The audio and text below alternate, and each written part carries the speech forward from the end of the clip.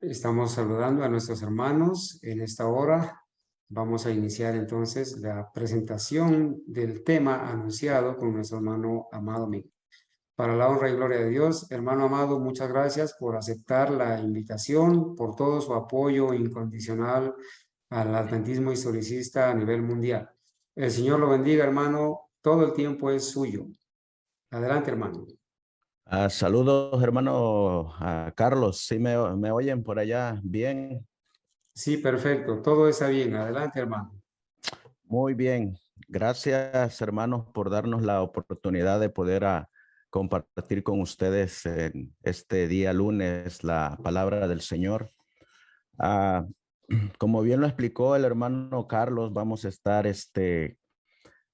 estudiando no solamente el día de hoy, porque este estudio necesitamos conocer los principios, los comienzos, porque muchas veces cuando se habla el tema de la Trinidad en el adventismo, en contra de la deidad del adventismo historicista,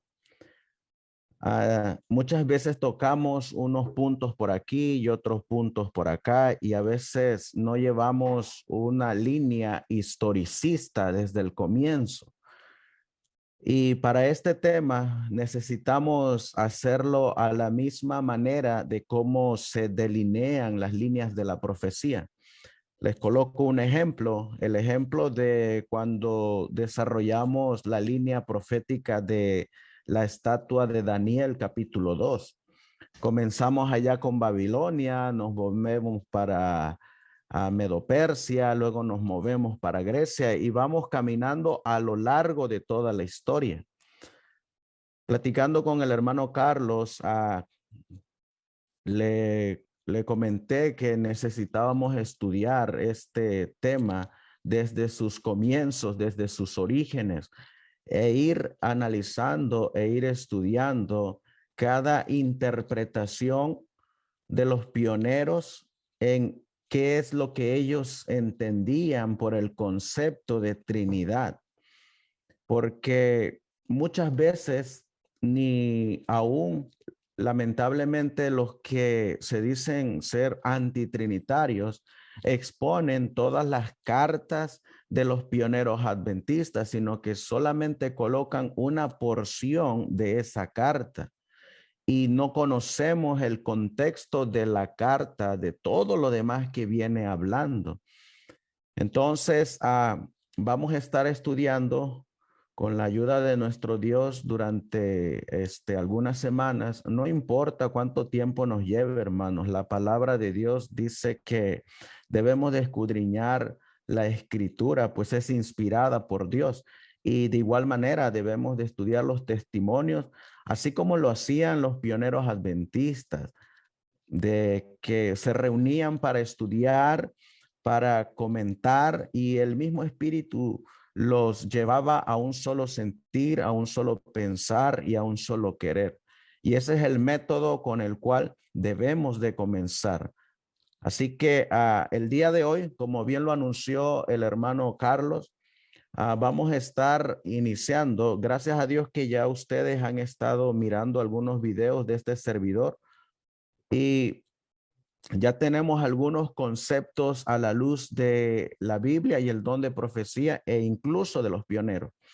Pero vamos a ir analizando y hoy vamos a comenzar primeramente con el concepto de la Trinidad en base al pastor John Norton Loburo, para que miremos cómo al pastor James White le mandaron una pregunta donde le expusieron ahí que le dijera al pastor John Norton Loburo que explicara la Trinidad.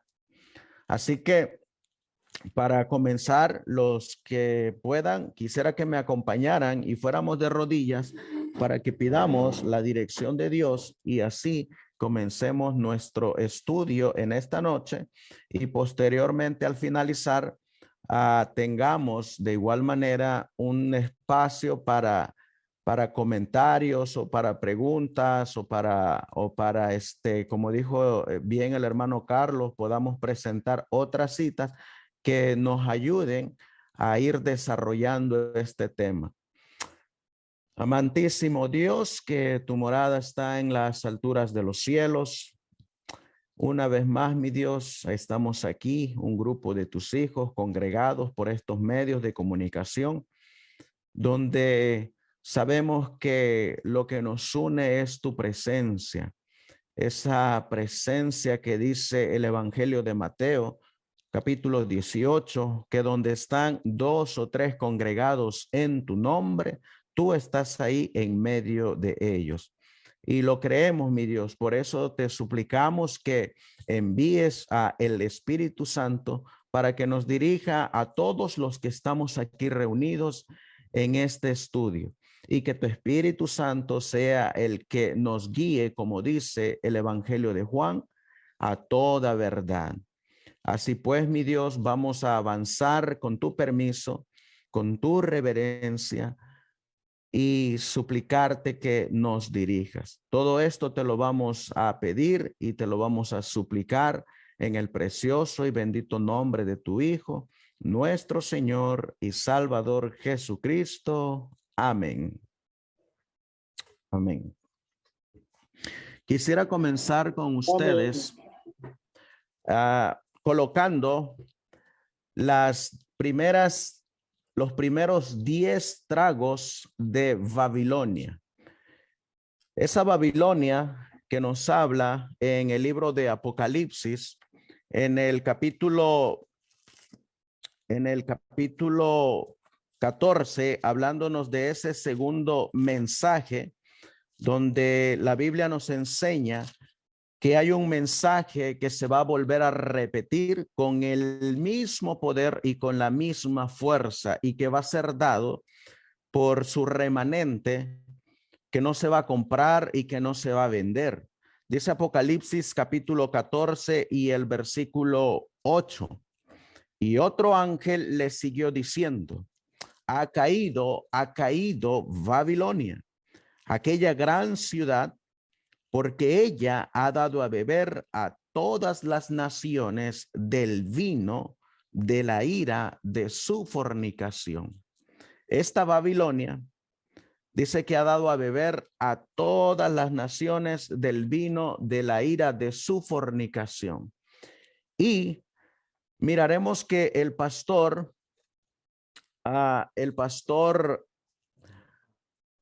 John Nevis Andrews nos va a explicar en una carta, en una disertación que él hace de esos 10 tragos de Babilonia.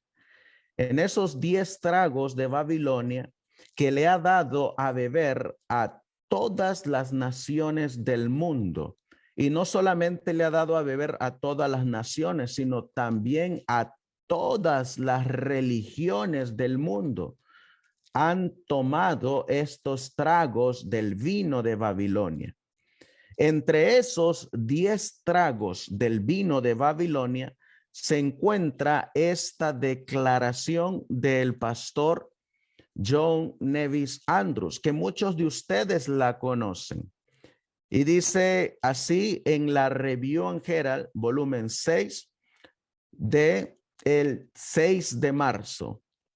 La doctrina de la Trinidad fue establecida en la iglesia por medio del Concilio de Nicea del año 325 después de Cristo. Esta doctrina destruye la personalidad de Dios y de su Hijo Jesucristo, nuestro Señor. Por eso es que al comienzo de las primeras presentaciones hicimos unos temas que se llamaron la personalidad de Dios, donde en esa temática presentamos cómo Dios Padre tiene una personalidad y es una persona. Y de igual manera, miramos nosotros que el Hijo, nuestro Señor Jesucristo, tiene su personalidad y es una persona, así como el Padre es una persona. Sin embargo, la doctrina de la Trinidad, que como miramos en el tema anterior de el origen y concepto de la doctrina de la Trinidad, viene desde Babilonia. Y en Babilonia fue donde se estableció esa enseñanza de la Trinidad, que posteriormente fueron adquiriendo los demás reinos subsiguientes. Le siguieron los medopersas, le siguieron los griegos, le siguió Roma.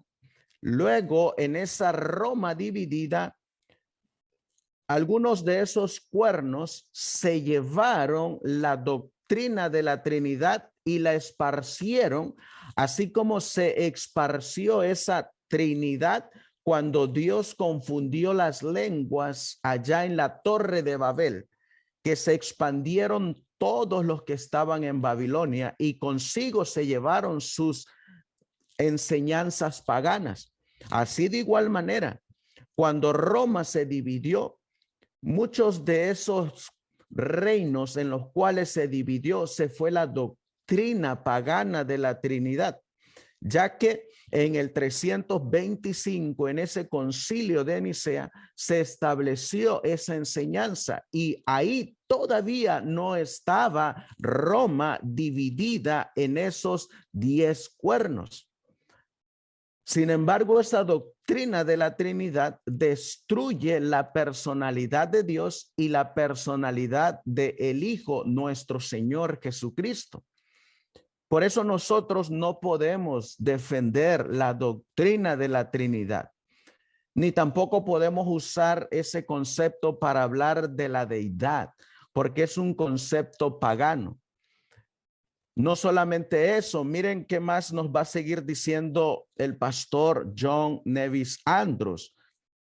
Las impopulares medidas mediante las cuales fue impuesta sobre la iglesia y aparecen en las páginas de la historia eclesiástica.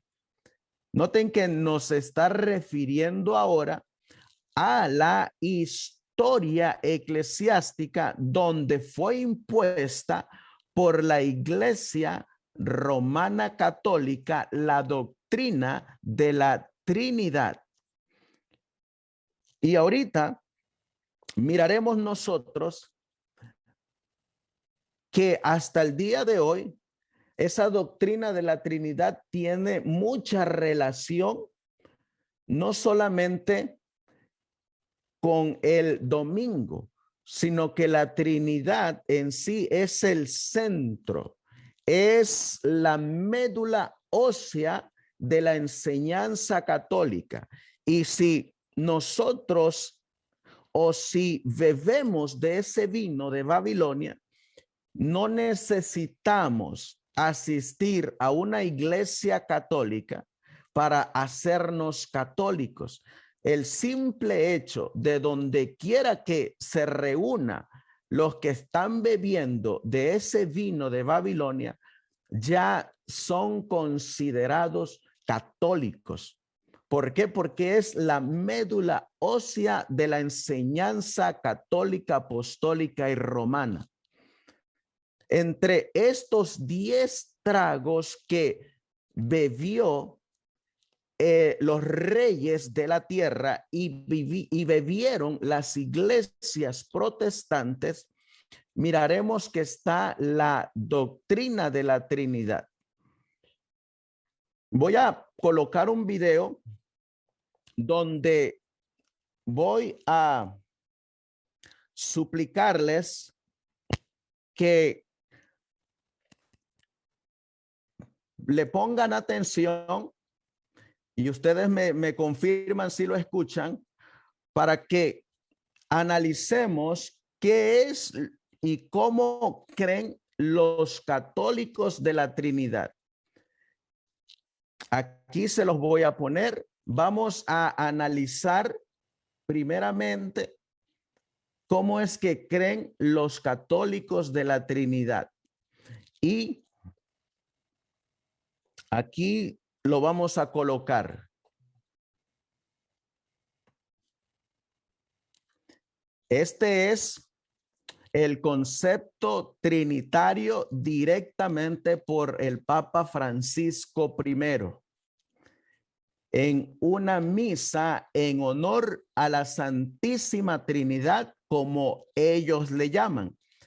Y en esta breve explicación que demora como 2 minutos y algunos segundos, vamos a encontrar algunas relaciones que tiene que ver la Trinidad y que todos han bebido de ese vino de Babilonia.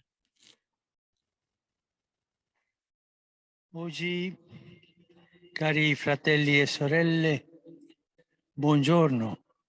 Queridos hermanos y hermanas, buenos In días. questa festa En esta No sé si se oye. Sí, mi hermano, se está escuchando Sí, hermano. perfectamente. Adelante. Ok, entonces lo voy a volver a colocar para que lo analicen cada palabrita que va a decir Francisco I sobre la Trinidad.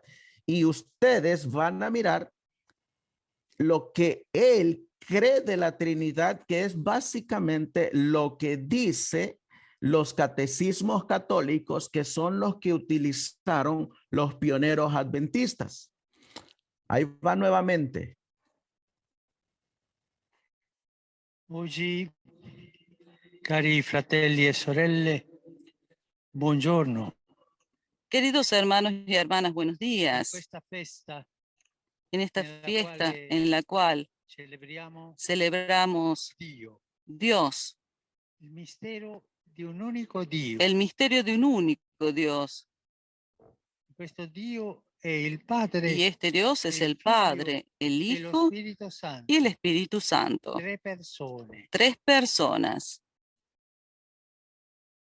Ma Dio è uno. Pero Dios es uno. Ma il Pero Padre è Dio, El Padre Figlio es Dios, el Hijo Dio, es lo Dios Spirito è Dio. y el Ma Espíritu non Santo es sono Dios. tre dei. Pero no son un solo tres Dio dioses, e tre un persone. solo Dios y 3 personas. Il mistero che ci ha rivelato Gesù Cristo, El misterio que nos ha revelado la Jesucristo, Santa Trinità. la Santísima Trinidad. Hoy Ci fermiamo a nos celebrare detenemos a celebrar questo mistero. este misterio, La porque este misterio lo espressione encontramos di San Giovanni encerrado che en riassume aquella tutta la frase de San Juan rivelazione. que resume Dio è toda la amore. revelación.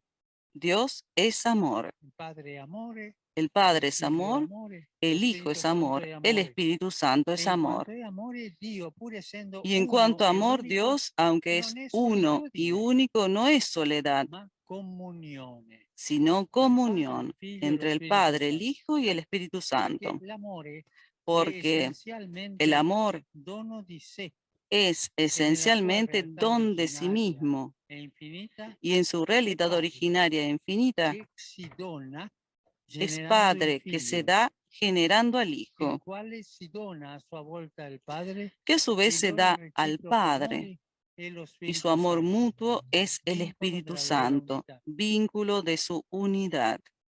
Non è facile No es da fácil capire, de entender, ma pero si può vivere questo se puede mistero vivir este tutti misterio. noi.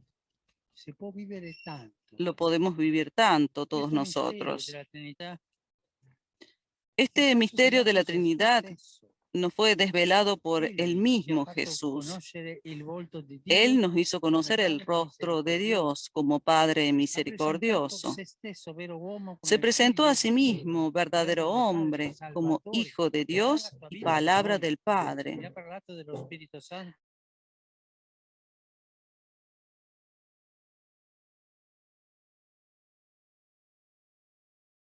Sforza. Y esta Io unidad, posso dire che yo puedo decir è que essenziale es esencial al cristiano. al cristiano. Non è No es un atteggiamento, una actitud, un modo di un dire, modo de no. decir, no. es esencial porque es la unidad que nace del amor, de la misericordia de Dios, de la justificación de Jesucristo y de la presencia del Espíritu Santo en nuestros corazones. María Santísima en su sencillez y humildad refleja la belleza de Dios uno y trino porque recibió plenamente a Jesús en su vida. Que ella sostenga nuestra fe, que nos haga adoradores de Dios y servidores de nuestros hermanos. Así que, hermanos, ahí tenemos el concepto trinitario por los que la adquirieron en el Concilio de Nicea. Y aquí vamos a mirar 3 puntos que ellos sostienen. Número 1, que el Padre se manifestó por medio de su Hijo, pero que el Hijo es engendrado del Padre. Y el Padre y el Hijo, en ese amor, como dice él, dieron al Espíritu Santo, a ese poder del Espíritu Santo. Eso es lo que en los conceptos trinitarios que han ido evolucionando a lo largo de todos los años, uno de los conceptos es ese. Y si ustedes miraron, él mencionó también a María, porque María recibió en su vientre a Jesús. Pero cuando ellos mencionan a María, ellos mencionan que ella recibió a Jesús siendo Dios, el Padre, que en el vientre se va a convertir en el Hijo y va a salir como el Hijo del Padre, siendo en un pasado el Padre. Por eso a María le llaman la Madre de Dios, porque en ese concepto trinitario, lo que se originó en María fue lo que antes existía, que era Dios Padre, pero ahora en el vientre se convierte en Dios Hijo, en esa manifestación que va a salir al mundo. Por eso ellos tienen ese concepto de María, la Madre de Dios, dentro de todo este concepto trinitario. Así que ahí tenemos 4 puntos.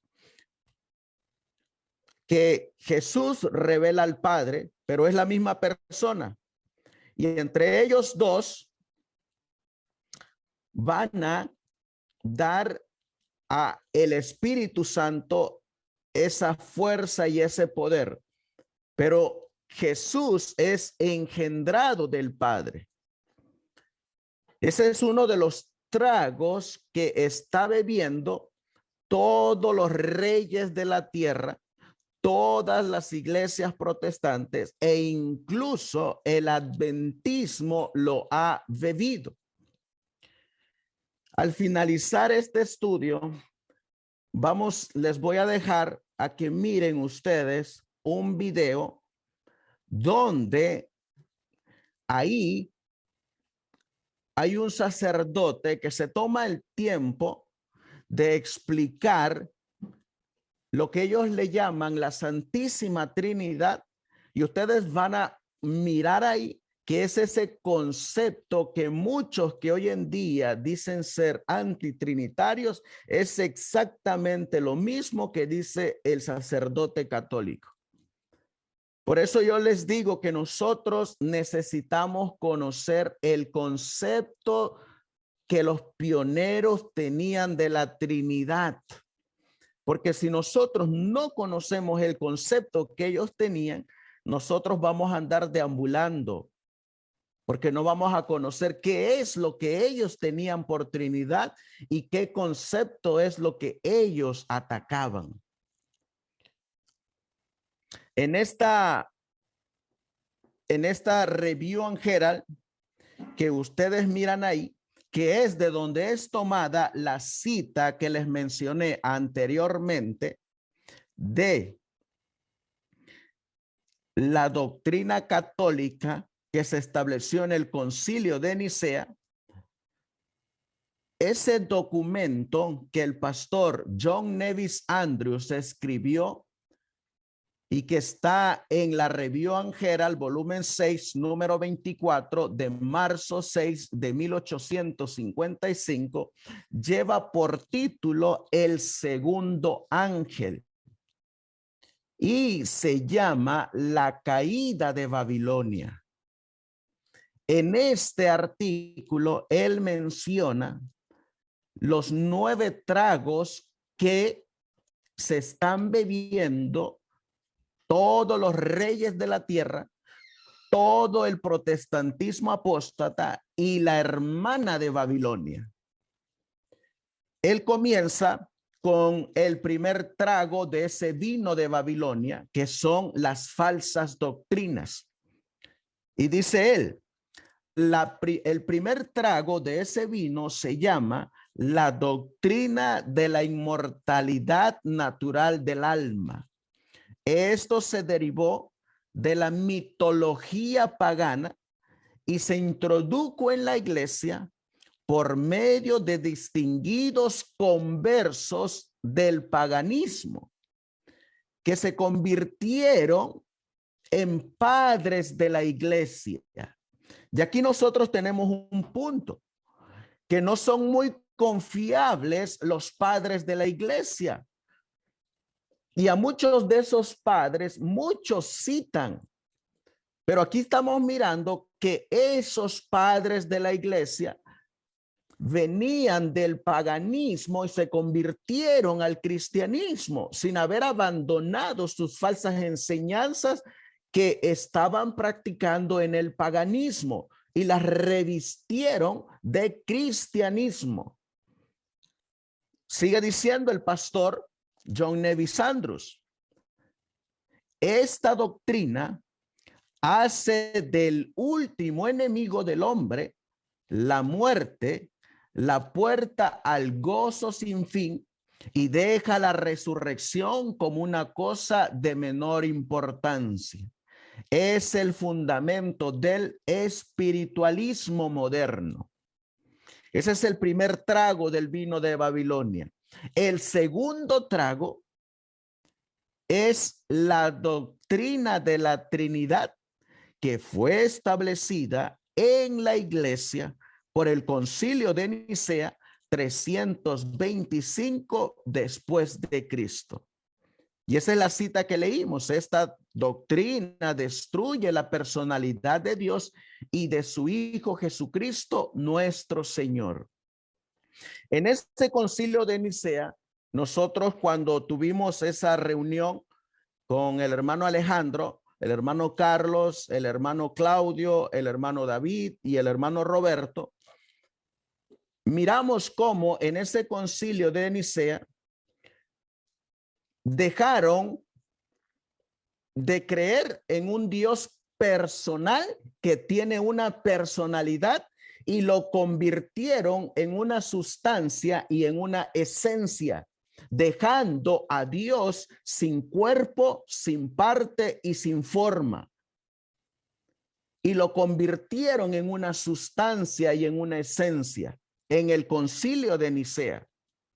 Por eso es que el pastor Andrews está diciendo que ahí en el Concilio de Nicea, donde se estableció la doctrina de la Trinidad, ahí empezaron a destruir la personalidad de Dios y la de su Hijo Jesucristo.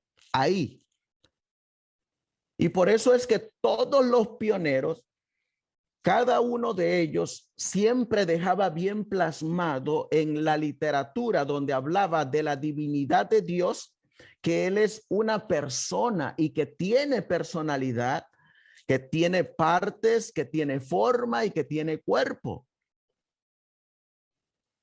Porque la doctrina de la Trinidad va a enseñar que ni el Padre, ni el Hijo, ni el Espíritu Santo son un Dios con cuerpo, forma o aspecto de una persona.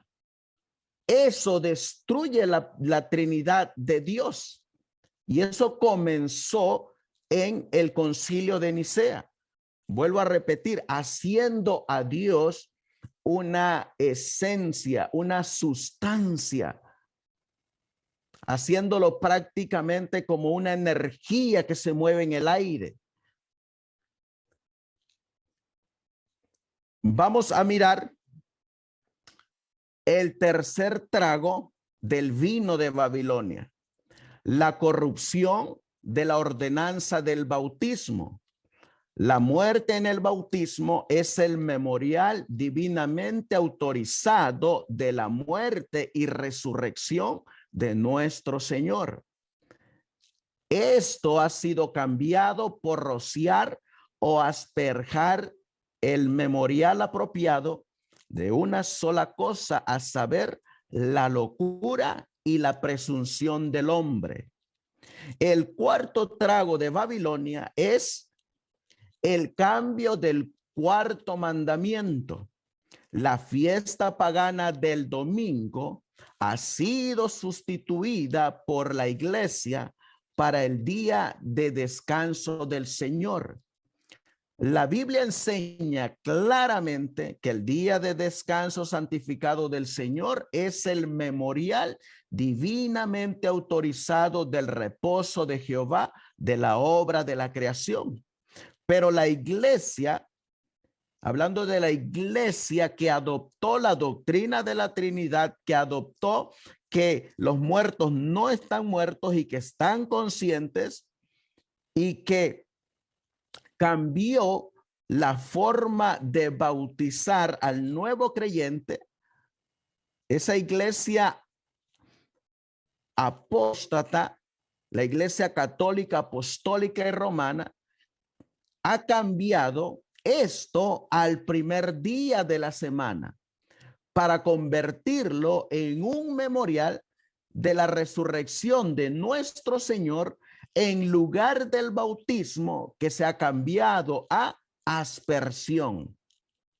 Ese es el cuarto trago que todo el mundo protestante y que todos los reyes de la tierra y que poco a poquito el adventismo se está tragando, es del vino de Babilonia.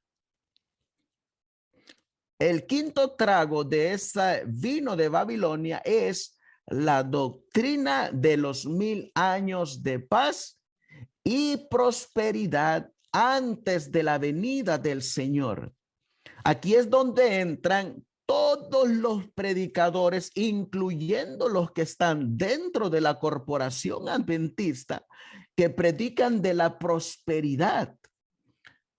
Pero esa predicación de la prosperidad y de los 1000 años de paz es simplemente del vino de Babilonia. Y también encontraremos que esta doctrina, como dice el pastor John Nevis Andrews, probablemente probará la ruina de tantas almas como cualquier herejía que alguna vez maldijo a la iglesia. Es decir, estas mismas doctrinas que ellos están bebiendo son su propia maldición para su propia destrucción. Y eso nos lleva a nosotros, hermanos, que lo que el adventismo está bebiendo en este tiempo es para su propia destrucción, para su propia perdición. Y todos estos tragos que ellos están bebiendo, el centro es la Trinidad pagana. Ese es el centro, el núcleo, la médula ósea de la doctrina católica, apostólica y romana. Va a seguir diciendo el pastor Andrews en el sexto trago del vino de Babilonia: la doctrina de la herencia de los santos más allá de los límites del tiempo y el espacio. Por esta fábula multitudes se han apartado de la visión bíblica del reino eterno en la nueva tierra. La séptima o el séptimo trago del vino de Babilonia es la segunda venida espiritual. Es bien sabido que la gran mayoría de los maestros y comentaristas religiosos de la actualidad defienden abiertamente la opinión de que la segunda venida de Cristo, como se ve en Mateo 24, tuvo lugar en la destrucción de Jerusalén y también que viene por segunda vez cada vez que una persona muere. Por eso es que encontramos que algunas iglesias, como las iglesias evangélicas y pentecostales, que creen en una venida espiritual, en ese rapto secreto, es del vino de Babilonia. Ahí es donde se está dando a beber de este vino, pero es una enseñanza netamente pagana que adhirió el catolicismo y que ahora se lo está dando a beber a todos los reyes de la tierra y también a muchas denominaciones. La octava, por eso yo les digo que siempre que leamos un párrafo donde los pioneros hablen de la Trinidad, es sumamente importante que nosotros leamos el contexto de todo lo que ellos vienen hablando, porque encontraremos que ellos, cada vez que hacían una declaración de la Trinidad, es porque ellos iban a ir más allá. No solamente se iban a quedar estancados ahí, no, ellos traen un contexto de por qué hacen estas declaraciones. El octavo trago, que este tiene que ver con la bestia de 2 cuernos, también es parte del vino de Babilonia. Miren lo que dice el pastor John Nevis Andrews. Este es el octavo trago del vino de Babilonia que todos están bebiendo en el mundo.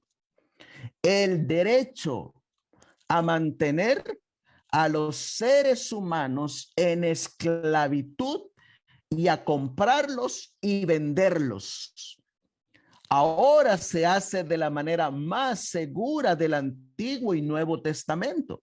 Recuerden que para 1855 estaba la ley de la esclavitud aquí en Estados Unidos y que por eso es que estaban peleando los sureños con los del norte,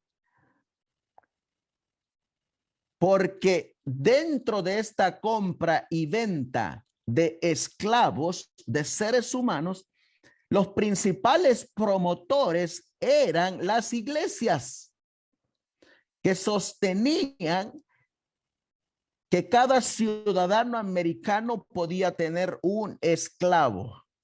Por eso miren lo que dice en este octavo trago del vino de Babilonia. Ahora se hace de la manera más segura del Antiguo y Nuevo Testamento por los principales doctores de la divinidad de la mayoría de las denominaciones y algunos de los más distinguidos y hábiles son capaces de distinguir esto de la regla de oro. La iglesia profesa en una medida temerosa es el brazo derecho del poder esclavista. Noten que está hablando de las iglesias que componen parte de Babilonia, que es el protestantismo apóstata. Unidas todas se convierten en una iglesia profesa que es el brazo derecho del poder esclavista. Y nuestra propia nación es una ilustración perfecta sobre el tema de la esclavitud de una nación embriagada con el vino de Babilonia. Así que esta nación desde hace tiempo está embriagada con el vino de Babilonia. ella tiene el vino de Babilonia, la segunda bestia con cuernos como de cordero. Por eso las iglesias protestantes han bebido de ese vino, y los reyes de la tierra de igual manera han bebido de ese vino. Y ahora los adventistas de la corporación están bebiendo ese vino, y muchos grupos de sostén propio que se autodenominan también están bebiendo de ese vino de Babilonia. Aquí nos va a seguir diciendo esa ley más infame, el proyecto de ley de esclavo fugitivo, fue reivindicada por nuestros más distinguidos doctores de la divinidad como una medida justa. Para aquellos que no saben, cuando un esclavo se escapaba, ese esclavo tenía que ser muerto o tenía que ser azotado, porque no podía escaparse. O si alguien quería liberar a ese esclavo, tenía que pagar por él, tenía que comprarlo. Y eso bebió esta nación de los Estados Unidos.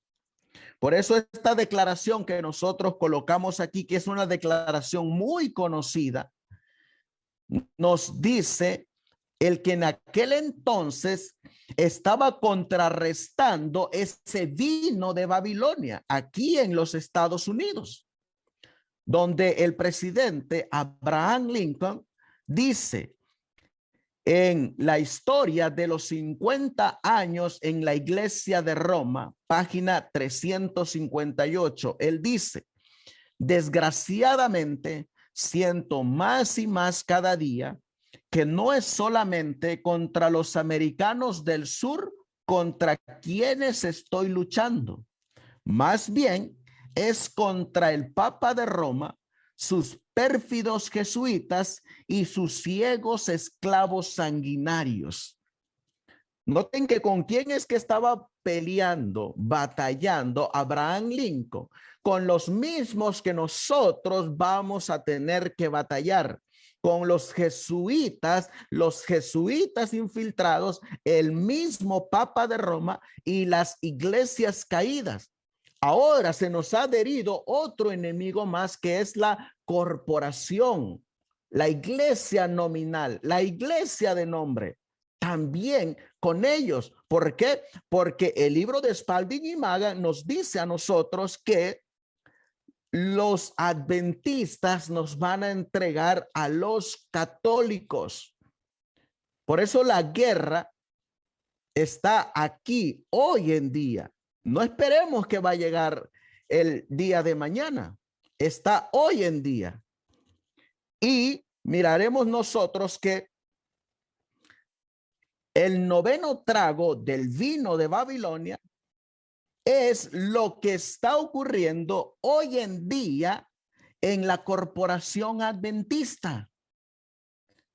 Gracias a esa introducción jesuita y a ese asesoramiento jesuita dentro de la corporación que el día de hoy tiene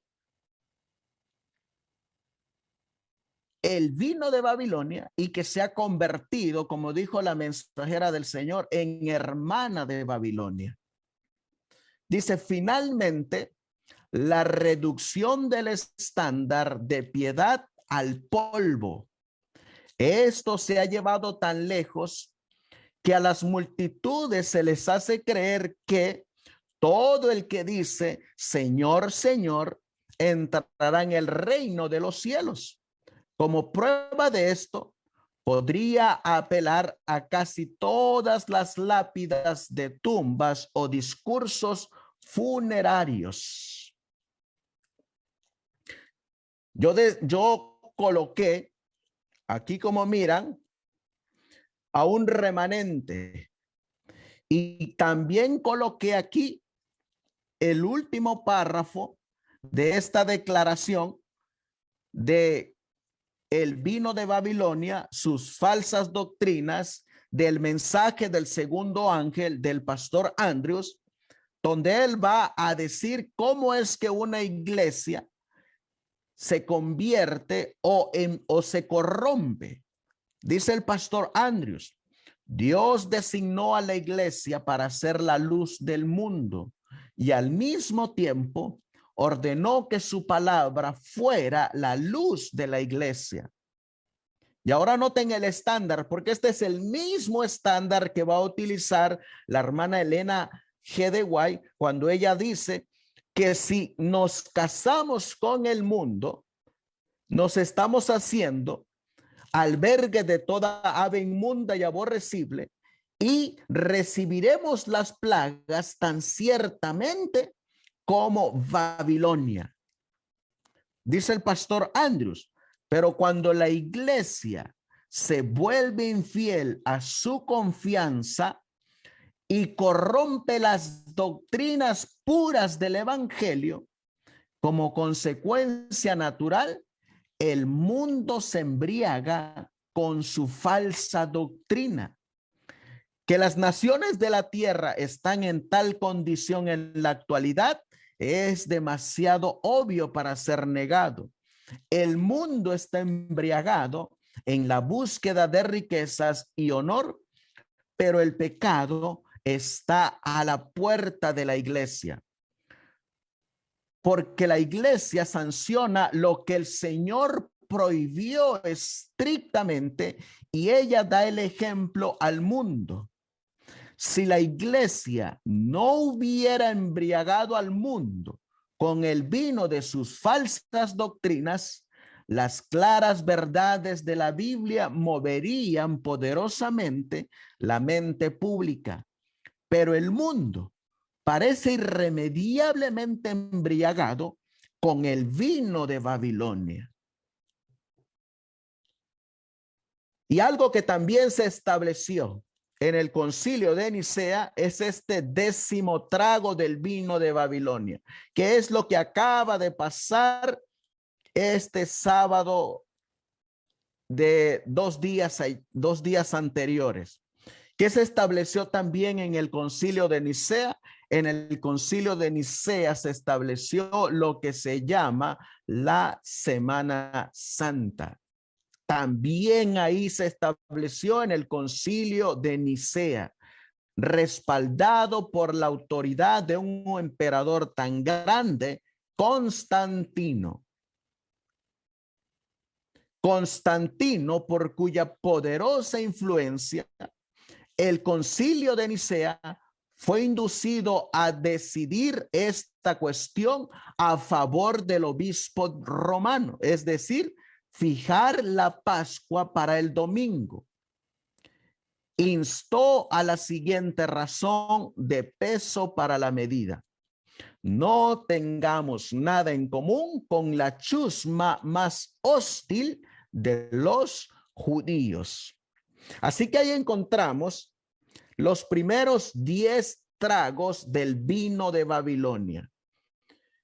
Y miraremos nosotros que dentro de esos 10 tragos que el mundo entero está bebiendo, que las iglesias enteras han bebido y que las están esparciendo, es la doctrina de la Trinidad, que como ya miramos viene desde el paganismo de Babilonia.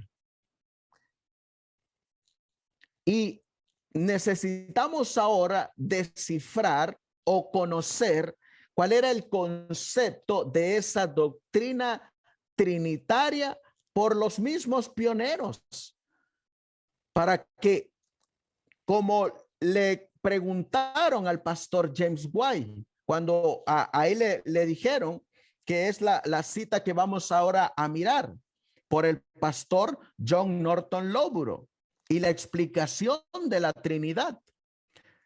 Al pastor James White le mandaron esta pregunta y le dijeron: hermano White, me gustaría que le haga llegar las siguientes preguntas al hermano Lóburo para que las explique. Esta pregunta la envió el hermano Giles de Toledo, Ohio, aquí en Norteamérica. Y esta es la primera pregunta que nosotros nos deberíamos hacer, hermanos. ¿Qué pensaban los pioneros de la Trinidad? No le preguntemos, ya sabemos lo que decidieron en el Concilio de Nicea. Ya lo miramos por el Papa.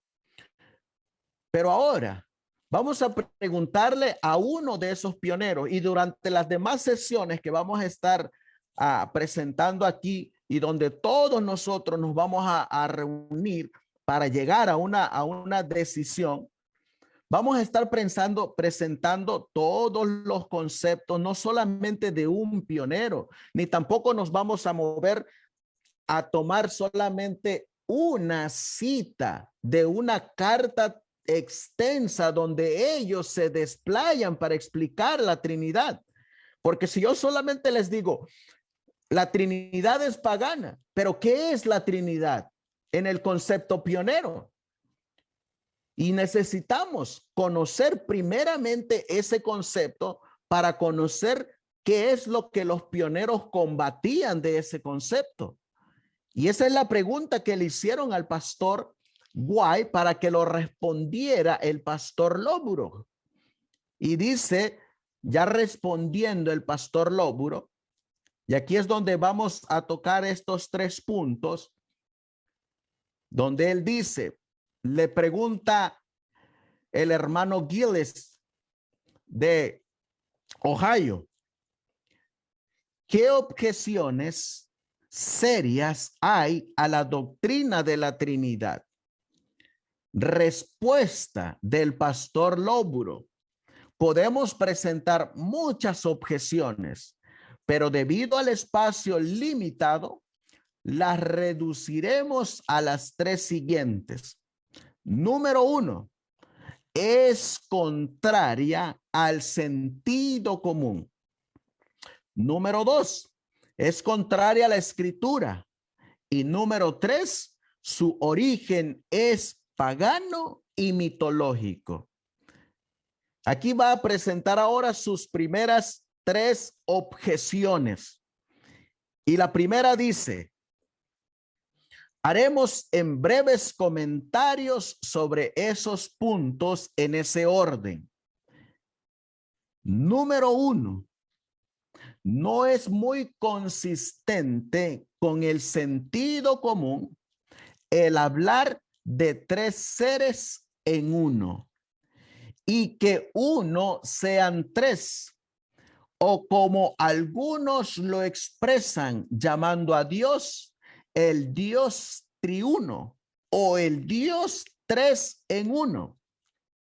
Y ahora miren la diferencia que él va a hacer de esta Trinidad. Si el Padre, el Hijo y el Espíritu Santo, cada uno es Dios, serían 3 dioses, pues 3 por 1 no es 1, sino 3. En un sentido son 1, pero no una persona sola, como sostienen los trinitarios. Noten que ya nos está diciendo ahí, hermanos, que los trinitarios piensan que lo que hoy en día ese trinitarismo sería el unitarismo. Solo que los unitaristas no se consideran trinitarios. Y sin que ellos se den cuenta, muchos de ellos son trinitarios.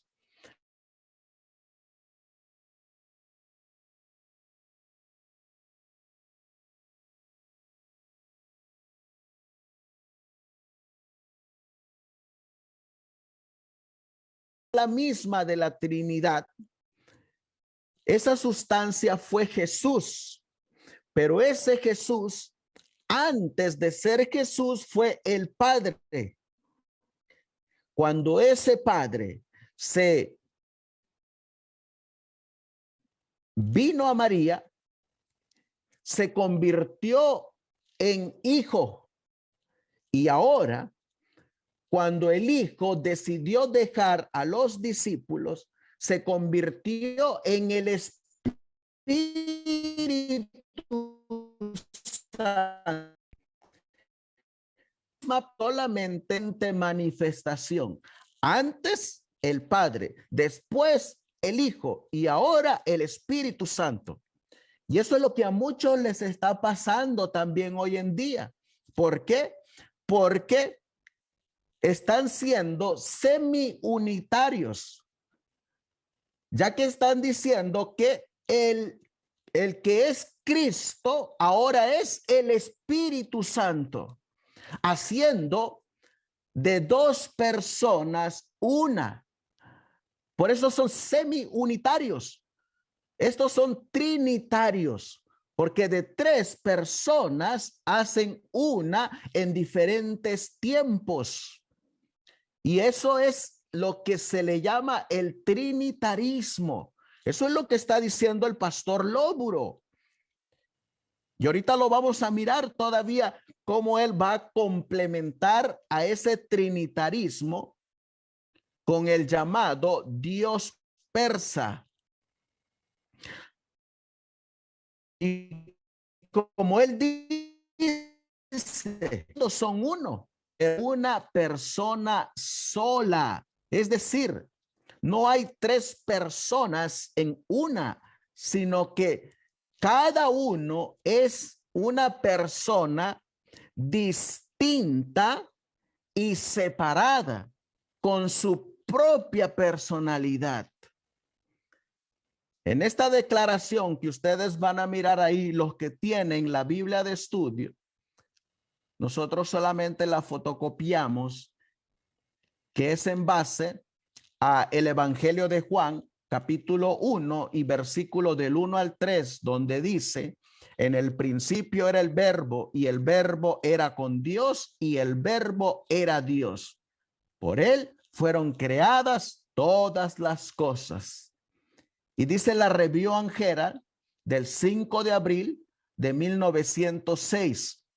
El Señor Jesucristo, el divino Hijo de Dios, existió desde la eternidad. Una persona en sí y sin embargo uno con el Padre. Una persona en sí, haciendo la diferencia entre el Padre y el Hijo.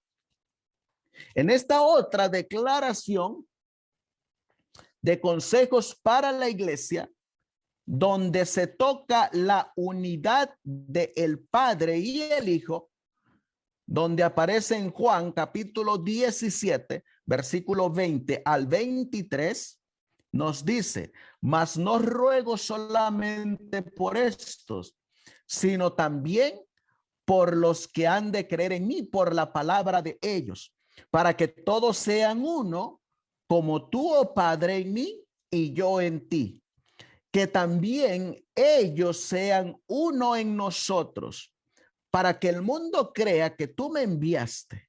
La gloria que me diste, yo les he dado, para que sean uno, así como nosotros somos uno. Es la misma expresión que está utilizando el pastor John Norton Lóburo. Son uno. Yo en ellos y tú en mí, para que sean perfectos en unidad, para que el mundo conozca que tú me enviaste y que los has amado a ellos como también a mí me has amado. Y ahora va a comentar la mensajera del Señor, cómo es que ellos son uno. Admirable declaración. La unidad que existe entre Cristo y sus discípulos no destruye la personalidad de ninguna de las partes. Son uno en propósito, en mente, en carácter, pero no en persona. Así es como Dios y Cristo son uno. Son uno en propósito, son uno en mente y son uno en carácter, pero jamás son uno en persona, como es lo que enseña la Trinidad y como es lo que enseña el unitarismo, que es otro nombre simplemente para ocultar la Trinidad pagana. Porque allá en la Trinidad pagana se enseña que esas tres personas son una en cuerpo, pero en diferentes tiempos se manifiestan de diferentes maneras, pero son la misma persona. Otra cita dice la mensajera del Señor, hablando de esa unidad. Y esa es la unidad que nosotros debemos de buscar en esta noche, hermanos. Dice el deseado de todas las gentes, página 263. En sus hábitos y temperamento, los apóstoles diferían grandemente. Eran diferentes en hábitos y temperamento. En otras palabras, eran diferentes en personalidad. Cada uno tenía su carácter. Entre ellos se contaba el publicano Leví Mateo y el celote Simón, el intransigente enemigo de la autoridad de Roma, el generoso e impulsivo Pedro y el ruin Judas, Tomás el fiel, aunque tímido y miedoso, Felipe, lento de corazón e inclinado a la duda, y los ambiciosos y jactanciosos hijos de Zebedeo, con sus hermanos. Estos fueron reunidos con sus diferentes defectos, todos con tendencias al mal, heredadas y cultivadas, pero en Cristo y por su medio habían de habitar en la familia de Dios. Y miren a la unidad a la cual nos habla la mensajera del Señor, que así como ellos eran uno, así son uno, Cristo, el Hijo de Dios y su Padre, y también lo encontraremos posteriormente en Consejos sobre la Salud, que ellos se dieron en la unidad para salvar a la raza caída. Y miren a la unidad que ellos debían llegar, aprendiendo a ser uno en fe, uno en doctrina, uno en espíritu. Iban a tener sus pruebas, sus agravios, sus diferencias de opinión. Pero mientras Cristo habitase en el corazón de ellos, no habría disensión. Y eso es lo que estamos buscando aquí, que seamos uno en fe, uno en doctrina y uno en espíritu. Su amor los induciría a amarse unos a otros. Las lecciones del maestro harían armonizar todas las diferencias, poniendo a los discípulos en unidad hasta hacerlos de una mente y un mismo criterio. Así que la unidad de la que estamos hablando es de la unidad de una mente y un mismo criterio, que así como el Padre y el Hijo son uno, también los discípulos iban a ser uno, pero cada uno con su persona y con su personalidad. Y lo mismo ocurre con el Espíritu Santo. En este otro libro, La Educación, página 76, ya nos da el resultado de lo que ellos llegaron. A fin de impulsar con éxito la obra a la cual habían sido llamados, estos discípulos que diferían tanto en sus características naturales, en su educación y en sus hábitos de vida, necesitaban llegar a la unidad de sentimiento, pensamiento y acción. Cristo se proponía obtener esta unidad y con este fin trató de unirlos a él. La preocupación de su trabajo por ellos está expresada en la oración que dirigió a su Padre, para que todos sean uno, como tú, oh Padre, en mí y yo en ti, que también ellos sean uno en nosotros. Así que ahí encontramos la unidad entre el Padre y el Hijo.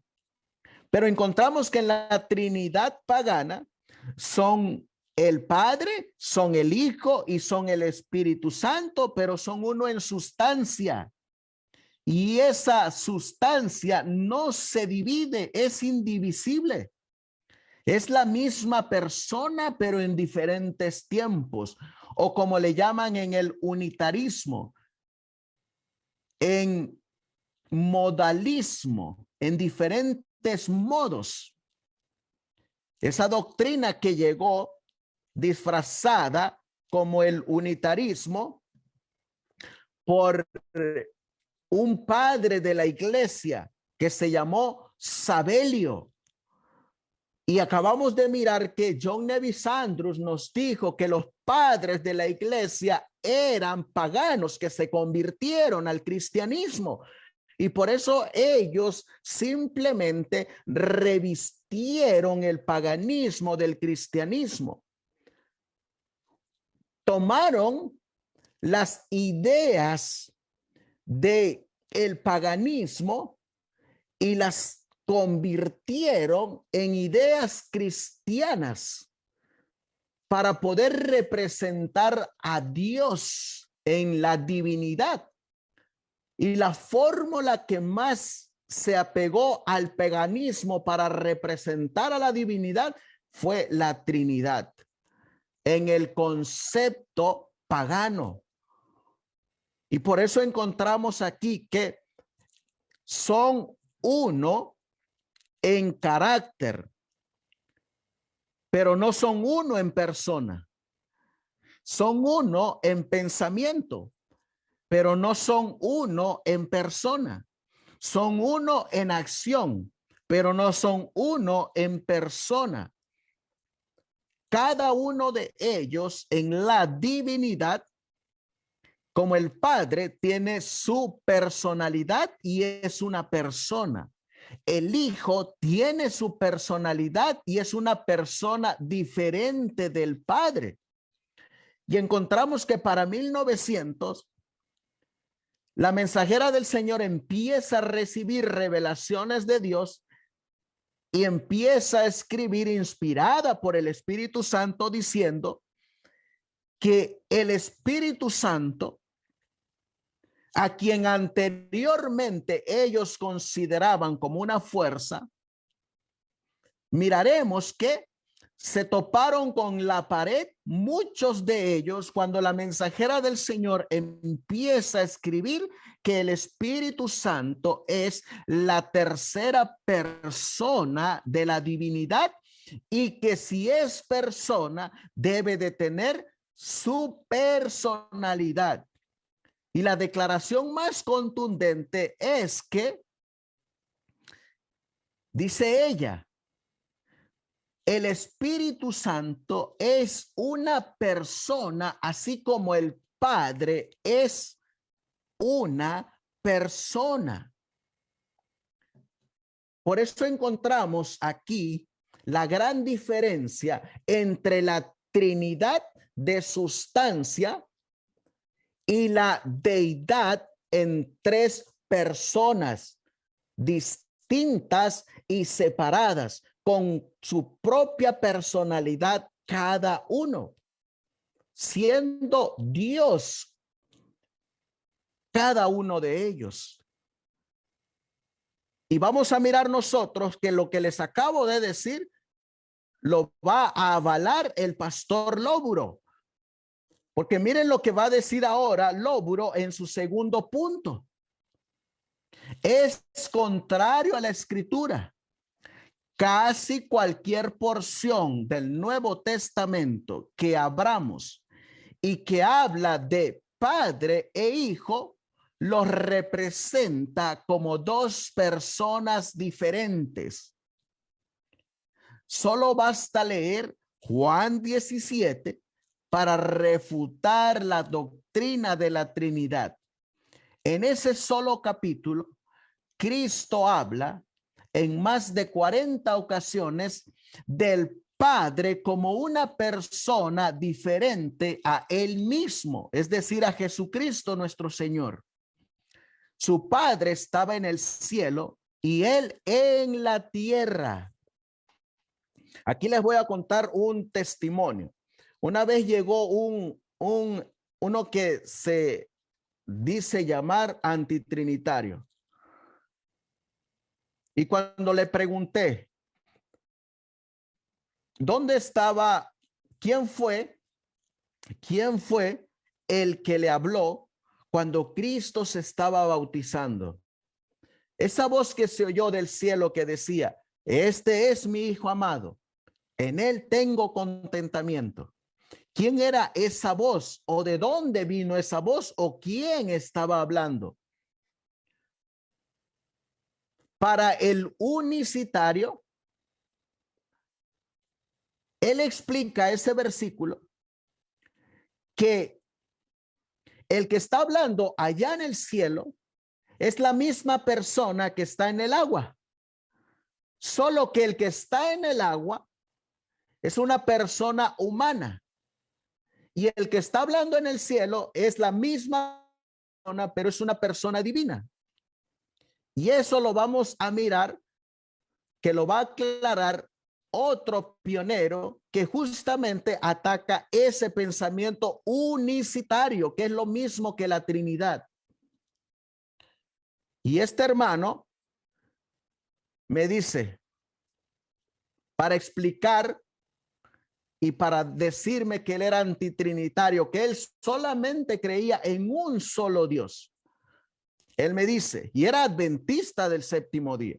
No les estoy diciendo que era un pentecostal o un evangélico, no, era adventista y es todavía adventista.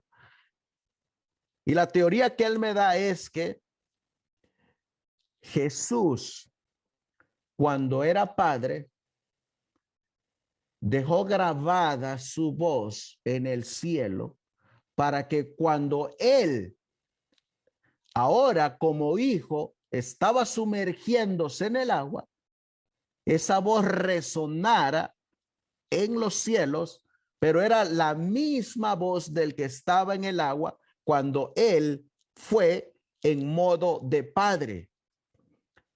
Eso es lo que enseñan los trinitarios que están revestidos de unitarios. Y eso era lo que atacaban los pioneros adventistas contra los trinitarios. Porque en los tiempos de los pioneros, esa enseñanza era la enseñanza trinitaria. Atacar el unitarismo.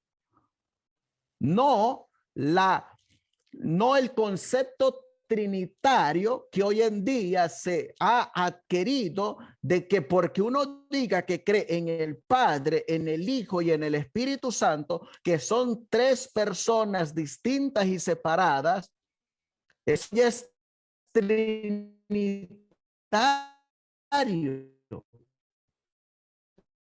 Eso ya es trinitarismo.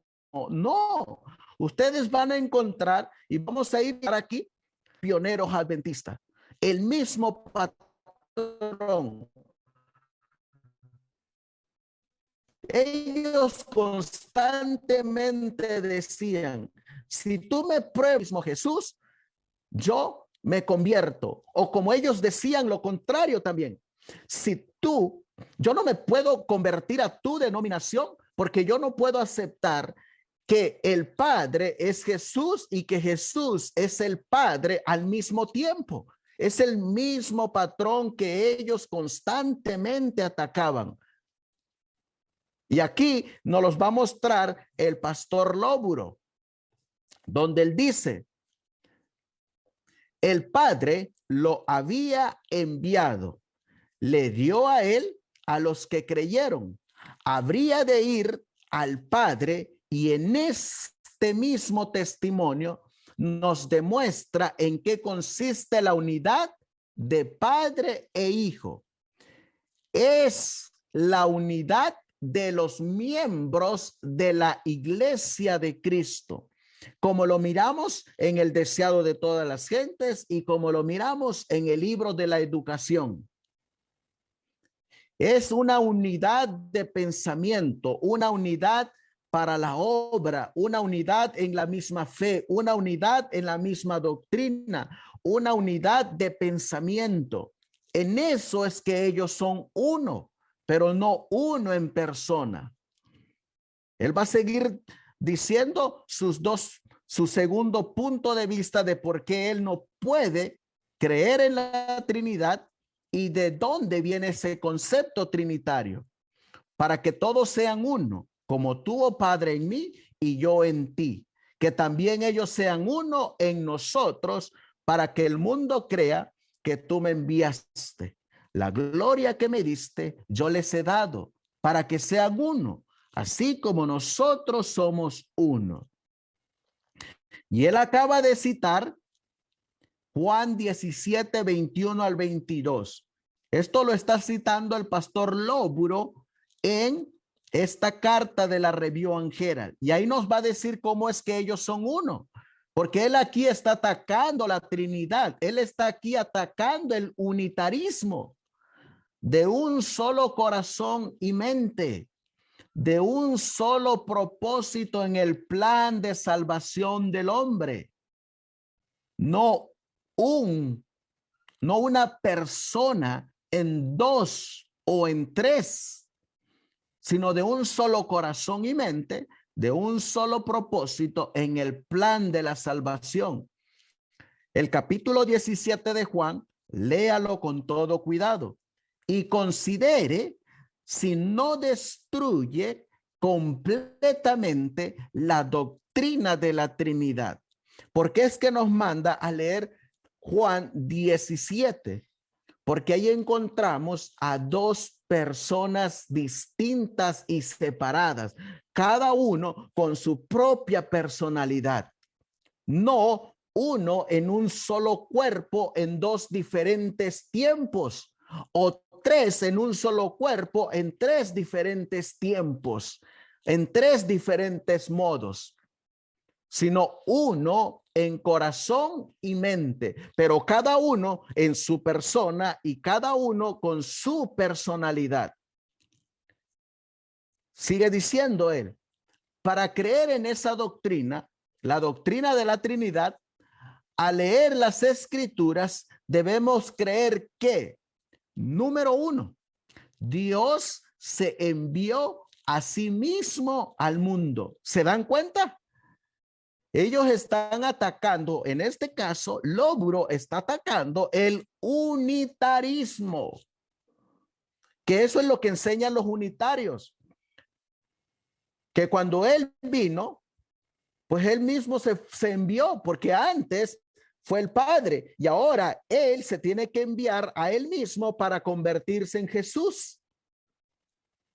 ¿Qué es lo que es el unitarismo? Solo que para los pioneros era el trinitarismo o la doctrina, la enseñanza de la Trinidad. Solo que ahora está revestida con otro nombre. Sigue diciendo Lóburo. Punto 2. Debemos creer que murió para reconciliar al mundo consigo mismo. Debemos creer que se levantó de los muertos por sí mismo, que ascendió al cielo por sí mismo, que ruega delante de sí mismo en el cielo para reconciliar al mundo consigo mismo. Y es el único mediador entre el hombre y sí mismo. debemos creer también que en el Getsemaní, Dios oró a sí mismo pidiendo, si es posible, que pase esta copa de mí y otros 1000 absurdos. Si se dan cuenta, hermanos, que lo que ellos estaban atacando era directamente el unitarismo.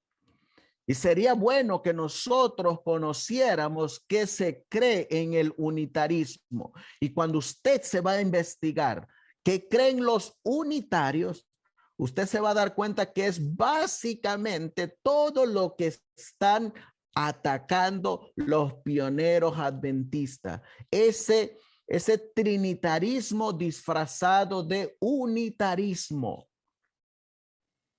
Y todos los pioneros van a mirar ustedes que tienen el mismo patrón, atacan el unitarismo. Dicen que Dios no es una sustancia, que no es una esencia.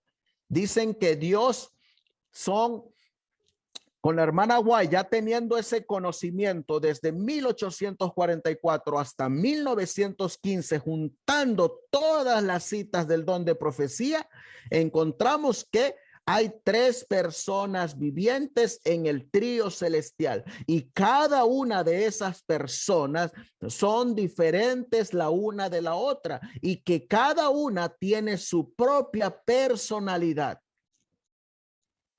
pero no son la misma en persona. El pastor Lóburo nos va a decir que nosotros no podemos utilizar este texto de Primera de Juan 5:7 para defender la Trinidad. Dice, la palabra Trinidad no aparece en ninguna parte de las Escrituras. A mí me citaron este manuscrito de Lóburo en uno de mis videos y yo le respondí al que escribió este texto, ¿por qué no citas toda la carta completa del pastor Lóburo y me explicas en base a esa carta del pastor Lóburo la Trinidad? Porque aquí estamos mirando cómo el pastor Lóburo está explicando la Trinidad. La palabra Trinidad no aparece en ninguna parte de las Escrituras. El principal texto que se supone la enseña es Primera de Juan 5:7, el cual es una interpolación. Una interpolación es ese método que los copistas hacen en las traducciones de la Biblia. Y durante esas traducciones hubieron interpolaciones, es decir, hubieron textos que fueron añadidos al texto original. Y uno de esos es Primera de Juan, capítulo 5 y el versículo 7. Clark dice, de un total de 113 manuscritos, este texto falta en 112. Por eso es que es una interpolación, porque fue agregado. No aparece en ningún manuscrito anterior al siglo X y la primera vez que aparece en griego es en la traducción al griego de las actas del Concilio de Letrán del año 1215 después de Jesucristo. Y en su tercer punto, el pastor Lóburo nos va a mencionar, y miren qué ilustración nos va a dar para representar a la Trinidad. En su tercer punto dice, su origen es pagano y fabuloso. En lugar de señalarnos la Escritura como prueba de la Trinidad, se nos señala el tridente de los persas, con la afirmación de que con ello pretendían enseñar la idea de una Trinidad. Y si tenían la doctrina de la Trinidad, debían haberla recibido por tradición del pueblo de Dios. Pero todo esto es una suposición, pues es cierto que la iglesia judía no sostenía tal doctrina. Y ahí ustedes están mirando la ilustración de cómo en el imperio persa se representaba una deidad trino, una trinidad pagana, que es básicamente lo mismo que como se representaba en la antigua Babilonia, como se representa en el hinduismo, como se representa en el panteísmo, como se representa en el budismo, como se representa en la Iglesia Católica, Apostólica y Romana, y ahora bajo este símbolo de el triángulo equilátero, el último, el que está abajo, de cómo se representa por los budistas, es el símbolo que han adoptado los escritores de algunas publicaciones adventistas del séptimo día para defender la enseñanza de la Trinidad. Por eso aquí estamos mirando que en esta ilustración que nos presenta el pastor Lóburo, nos da una enseñanza de lo que ellos estaban atacando. A ese Dios que se manifestó en tres diferentes modos. Jesús siendo el Padre en el comienzo, después ese Padre vino y se manifestó siendo el Hijo de Dios, Jesucristo, y ahora se manifiesta la iglesia como el Espíritu Santo, pero es la misma persona.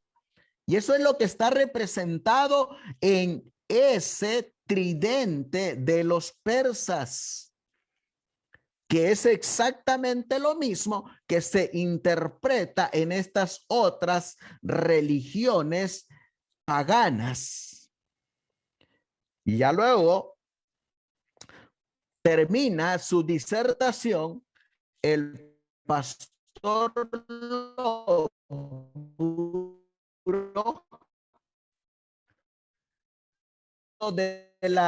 de cómo fue caminando, cómo se fue introduciendo la doctrina de la Trinidad. Dice, en la iglesia de imágenes y la observancia del día del sol, y no es más que la doctrina persa remodelada.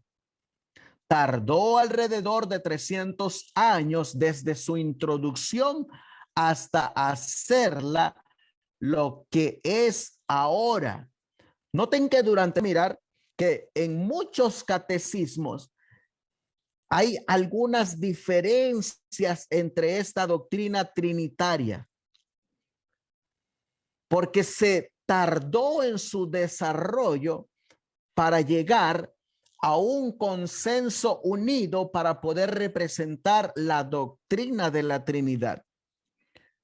Sigue diciendo el pastor Lóburo, comenzó alrededor del año 325 después de Jesucristo en el concilio de Nicea y no fue completada hasta el año 681. Es decir, la doctrina de la Trinidad fue evolucionando. Fueron modificándola, fueron añadiéndole y quitándole a la doctrina pagana trinitaria para convertirla cristiana. En el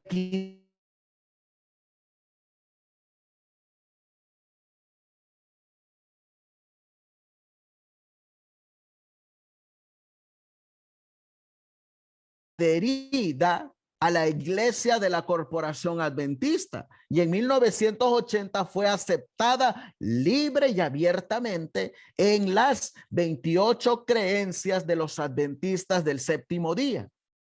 ¿Cuánto tiempo tardó para llegar a ser reconocida en el ámbito adventista, que es lo que hoy en día está establecido directamente en las 28 creencias adventistas? Y estamos mirando que en el concepto de lóbulo, esto es la doctrina trinitaria. Por eso les digo, hermanos, que nosotros debemos de leer siempre todos los contextos. Y no solamente eso. Desde 1944 hasta 1915, cuando descansó el 16 de julio de 1915, la mensajera del Señor, tenemos cerca de 70 años de historia y tenemos cerca de 70 años de investigación de artículos. Pero lamentablemente, muchos que atacan la doctrina de la Trinidad en un concepto equivocado de lo que en realidad atacaban los pioneros, toman una cita de como en este caso, 1855, y luego se mueven hasta 1880, luego regresan a 1854, luego se mueven a 1890. Nosotros estamos perdiendo de vista una hilación de todo lo que los pioneros fueron escribiendo durante el desarrollo de esos años. Y en días posteriores les voy a presentar cómo aún en los tiempos de la hermana White, muchos pioneros creían y utilizaban esa palabra para referirse a Dios, que son citas que nos muestran que aún entre los pioneros todavía tenían ese vino de Babilonia que poco a poco fueron desechando, y que son citas que muchos de los que atacan sin que ellos se den cuenta que son trinitarios y que atacan la Trinidad, no muestran esas citas de cómo, por ejemplo, utilizaban la palabra Trinidad. Y lo vamos a mostrar en los días posteriores. ¿Por qué? Porque necesitamos ir paso a paso en ese desarrollo de cómo es que los pioneros tenían el concepto de Trinidad, cómo es que ellos atacaban la Trinidad, cómo ellos se consideraban antitrinitarios, por qué se consideraban antitrinitarios, por qué es que ellos defendían la personalidad del Padre, la personalidad del Hijo, la persona del Padre, la persona del Hijo, y por qué la hermana White empezó a defender la persona del Espíritu Santo y la personalidad del Espíritu Santo. Todo eso necesitamos ir engranando en este desarrollo histórico desde 1844 hasta 1915, cuando la mensajera del Señor pasó al descanso. Por eso en esta noche solamente nos vamos a quedar aquí con la explicación que nos dejó el pastor Lóburo de lo que él entendía en el concepto trinitario. Y en base a lo que leímos del pastor John Norton Lóburo, lo que él en realidad estuvo atacando fue lo que hoy en día se conoce como el unitarismo. Ya van a venir otros pioneros que fueron atacando otros puntos de ese concepto trinitario.